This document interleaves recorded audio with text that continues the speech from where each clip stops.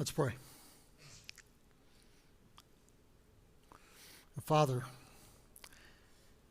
we recognize that you're in the room, and we pray that what we do here today will honor you. May the words of our mouths and the thoughts of our hearts please you. In the name of Christ we pray. Amen. Hey guys, thanks for being here. Jesus said it's not the healthy who need a doctor, but the sick. And then he went on to say, I didn't come for those who think they're healthy. I came for those who know they're not. Which is why I look like what I do. I want Jesus to come for me, right? I eat a lot of donuts. And so we're trying to help you guys too. They give you a really good excuse for praising God, don't they? So, here at Capital City, are we going to be a home for the hypocrites or a hospital for the hurting? Seriously. Which do you think we are right now? June the 5th, 1944, exactly 78 years ago to the day, Nazi Germany has blitzkrieged Europe, Poland, Romania, Czechoslovakia, Hungary, Austria, France, Greece, Italy, others. Britain is just hanging by a thread. The next 24 hours are going to determine the fate of the war, even the fate of the world. Tomorrow, the 6th, 156,000 Allied troops are going to cross the English Channel to storm the beaches of northern France. Normandy, D-Day. The night before, on June the 5th, 13,000 paratroopers of the 82nd and the 101st Airborne take off to be dropped behind the lines. If you'll watch the series Band of Brothers. Among the paratroopers are two kids, Ken Moore from California and Bob Wright from Columbus, Ohio. They're just kids, 19, 20 years old. They're medics, kinda. Moore had had about 3 weeks training, Wright about 3 months training. In fact, Moore said that he'd signed up for the Airborne because he heard they got $50 in extra pay every month, and he heard that their uniforms would attract girls. But he never expected to jump out of an airplane. That night they did. They missed their drop zone. They got separated from their supplies. So all they had to do their job with was whatever they had strapped to their bodies. They landed about 3 o'clock in the morning near a small French village named Angoville-au-Plain. Pardon my French. Just a few miles from Utah Beach, which is going to be one of the Allied beachheads. And at first it's quiet. Moore and Wright spot this 900-year-old church. Simple stone church with wooden pews. And since these medics are not there to fight, rather to patch up the wounded, they affix a red cross on the door to mark it as an aid station, and then they get to work. Because as soon as the Americans and the Germans see each other, the shooting starts, and the village goes back and forth between the Germans and the Americans. Now Moore, the one who'd had only about 3 weeks training, he finds an old farm cart, starts combing the village, finding wounded soldiers and wheeling them back to the church. Wright, the guy who'd had 3 months training, he's the one who'd assess and treat the wounds. They're just kids. More serious the wounds, the closer they'd put them to the altar at the front of the church. Those they figured wouldn't make it, they put on the other side of the altar. Go figure. Now these guys weren't trained to do the level of work that they were doing, and they didn't have all the supplies they needed, so all they could do was stop the bleeding if they could, clean the wounds, give morphine for the pain, and bandage them up as best they could. They just did what they could with what they had. At one time, a mortar shell actually crashed through the roof of the church. It landed right there on the floor, center of the room. It was a dud. It didn't explode. If it had exploded, can you imagine the damage it would have done inside that stone church? That cracked tile was still there. At another time, this German soldier comes bursting through the door. He levels his machine gun at those who are in the room, looks around and sees that they're treating the wounded, pauses, crosses himself, and backs out the door. At another time, 3 German officers walk in and they see that these American medics are treating wounded Germans as well as wounded Americans and even French civilians. So these German officers actually promise to send help if they can. Because inside the church, it was not about who was winning or losing outside. It was about who was wounded or dying. How cool is that? They said they're treating men, not uniforms. Their only rule was that whoever entered had to leave their rifles at the door. How cool is that? In fact, Moore says there was little animosity expressed among those who were in that church bleeding together. In fact, he says in some cases, German soldiers actually helped carry wounded to the church. Altogether, these 2 young medics tended more than 80 soldiers, including about a dozen Germans and a couple of French girls who'd been wounded by the mortar fire. Anyway, by the evening of D-Day, the church was packed with the wounded. Stained glass was all shattered. At one point, when the Americans were losing control of the village, an American officer gave these 2 young medics the option of retreating. They chose to stay. They had work to do. When the Americans regained control of the village, another officer wanted to turn the bell tower into an observation post. Wright refused to allow it. He argued that since the church was an aid station, it was neutral ground. The Germans had honored that. The Americans should too. And they did. Finally, after about 36 hours nonstop, Americans moved on, as did the medics, having treated over 80 soldiers and civilians, irrespective of their uniform. In fact, the mayor said at one time they would kill each other in the cemetery and they'd heal each other in the church. That's still happening, isn't it? Right here. Killing each other out there and finding healing in here, I hope. By the way, Wright and Moore both received silver stars for their work at Angoville-au-Plain, for their valor and for their gallantry in action. It's a cool story. And the church is still there. Ironically, the name of that 900-year-old church is the Church of St. Cosmas and St. Damien. It was named in honor of 2 4th-century Christian martyrs. Cosmas and Damien were Christian doctors from Syria. They were regarded by Catholics as patron saints of doctors and surgeons. They were renowned for their willingness to treat anybody who was sick, wounded, or ill, regardless of what color they were, what uniform they wore, what kind of money they had. They accepted no payment for their services. Kind of like Moore and Wright. Even kind of like us, I hope. And after the war, here's what's interesting. The villagers, when they saw their blood-stained pews, they decided not to replace them. They didn't clean them up. They didn't cover them up. They preserved them because they wanted to make a point. That church had been built in the 1100s to be a place of healing for the hurting and the broken. Place for the wounded to come, for the injured to bleed.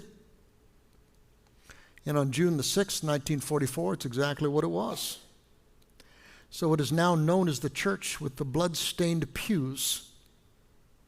And when they replaced the stained windows, they memorialized that day on purpose, built a memorial to Wright and Moore out in their cemetery.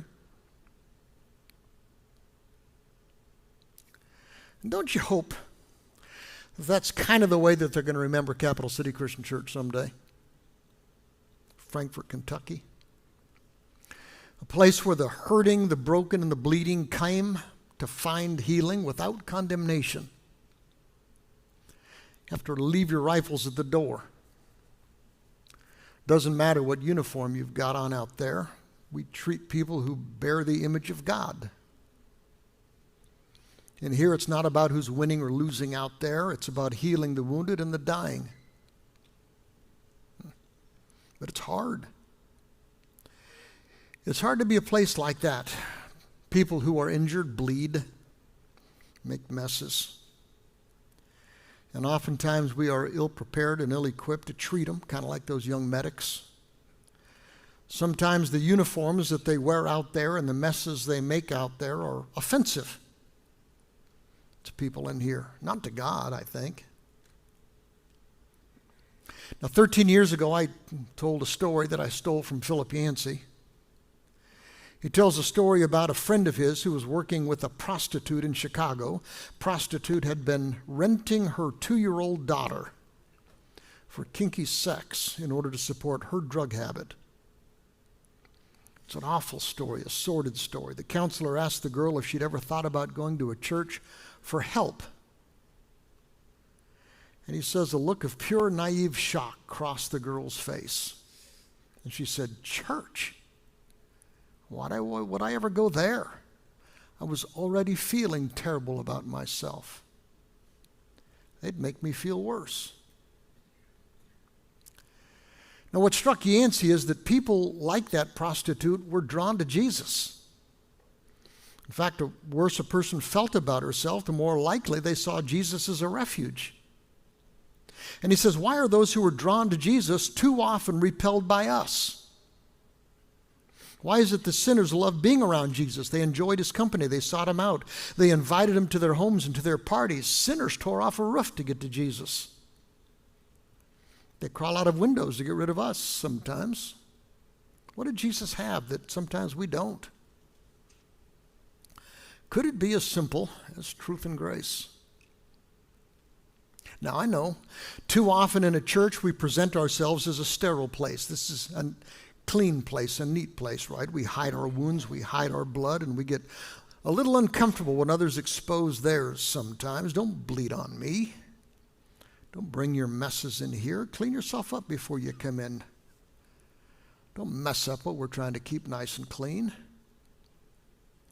In fact, way too often, a lot of people, when they come to church, put on a mask. We pretend that we're better than we really are. Sometimes they stay away, and sometimes when they come in, they put on their masks too, pretending they're fine. The problem is that anytime you keep hiding the wound, it's hard to get it healed. You see, I think most churches err in one of two ways. It's kind of the default. It's kind of natural to drift one of two ways. Some churches are strong on truth, but they're light on grace. Other churches are strong on grace, and they're weak on truth. It is really hard to be good at both. It's so godlike. But that's what Jesus requires of his Jesus followers. He requires, first of all, that we be honest about our own brokenness. I'm a sinner, guys. I can't fix myself. You guys are messed up sinners, every one of you, right? You can't fix yourselves. We do what we shouldn't do. We don't do what we should. We think what we shouldn't think, and we refuse to think on things we should. Our dreams are too petty. They're too self-absorbed. We hurt each other. That's my truth. It's your truth. That's God's truth, right? And we know we can't fix ourselves because we've tried. We're not smart enough, strong enough, good enough. But we actually believe God can fix us, heal us, transform us if we let him. We believe that he's smart enough and he's strong enough and he's good enough and he's willing. It's grace, all grace, from an omnipotent, omnibenevolent, omni-loving God. I'll show you. There's an incident recorded in the Jesus stories of Matthew, Mark, and Luke, all three. Jesus is walking along the Sea of Galilee with several of his disciples when he calls this guy named Levi, also known as Matthew. Now, this was bad. Matthew was a tax collector, and they hated tax collectors back then even more than we hate them now, right? Because this Jewish tax collector not only rubbed shoulders with Gentile overlords, but he was a collaborator. Back then, tax collectors made their money by overcharging you. Greedy, self-serving parasites. To a good Jew, a tax collector was unclean. They would literally defile anything that they touched. It's kind of like they had cooties on steroids. If Matthew had come into this room and sat on one of these chairs, we'd have to sanitize it before you'd be willing to sit in it. It was weird. It was wrong that Jesus called Matthew to join them. Even weirder that Matthew accepted. But there was something about Jesus, right? People who were repelled by us so often are drawn to him. And you never know what God has been doing behind the scenes on the people that you despise. Who's your Matthew? Who do you despise? For Ken Moore and Bob Wright, those two young medics, it should have been the Nazis. Even those who were wounded and bleeding, right? But you have them too, I suspect. Maybe for some of you, someone whose skin is different. Maybe it's an ex-spouse, an ex-friend, an ex-boss. Maybe someone who identifies with some letter of the alphabet that you identify as sin. Maybe someone who wears the uniform of a rival political party or cause. Maybe someone who hurt you. Maybe someone who hurt your kid. Who's your Matthew? Who is it that you wouldn't mind if they bled out and then burned in hell? It's weird enough that Jesus would call a Matthew to follow him. It's weirder still, maybe, that a Matthew would be drawn to Jesus and follow him. Now, what's weirder yet is where Jesus led him. Matthew followed Jesus to Matthew's house. Now, if Matthew had, or Jesus had led Matthew to his own house, we'd get that. I mean, you could always scrub down whatever Matthew touched. If Jesus had led Matthew to Peter's house, you could excuse that, scandalous perhaps, but you could sanitize the house. But Jesus led Matthew to Matthew's house. Seriously. In their eyes, whatever Matthew touched became unclean. Wouldn't that make Jesus unclean? But in God's eyes, whatever Jesus touched became clean. Because darkness can't defeat the light. And sin can never defeat God's grace. Do you believe that? And worse yet, weirder still, we're told that Matthew throws this party. And as his guests, he called even more tax collectors and sinners. They're everywhere, defiling everything they touched, they thought. At least Matthew was kind of a Jesus follower. But the rest of them? And now they're all there hanging out, partying with this holy man. And so these scribes, these religious teachers, these religious leaders, guys like me, religiously meticulous and scrupulous, obsessed with our own purity and reputations. It looks like they weren't willing to go into the house to confront Jesus, so they confronted some of the disciples of Jesus who were still hanging outside. I don't know, maybe these outside disciples were outside because they were kind of bothered by Jesus inside too. I don't know. Anyway, to these holy men, Jesus was not only ignoring their purity rules, probably their food laws, which is scandalous. Jesus is not only becoming contaminated personally, that's bad enough, but it's kind of like Jesus is accepting these sinners just as they were. You see, back then, eating with somebody, just eating with someone, is kind of considered an offer of peace, an offer of forgiveness. If you're going to sit down with someone for a meal, you're kind of like offering your friendship, offering your acceptance. So why would you disciples, they asked, follow this unholy, holy man? Well, Jesus either hears what's going on outside or he just knew because he is God, right? So he goes outside and he tells these guys, and here it is, this is what we started with, it is not the healthy who need a doctor, but the sick. I didn't come to call the righteous, I came to call sinners. I didn't come for you religious guys, Jesus said. I didn't come for you, I came for those who are bleeding. Now, do you buy that? You think Jesus didn't come for good people? Just the bad? Really? I thought it came for all of us. You see, the problem is there is no one who is healthy on their own spiritually in God's eyes. There is not a single one of us who is righteous on their own in God's eyes. Do you buy that? The Bible says there is no one who is righteous, no one who is wise. All have turned from God, all have gone wrong. No one does what is right, not even one.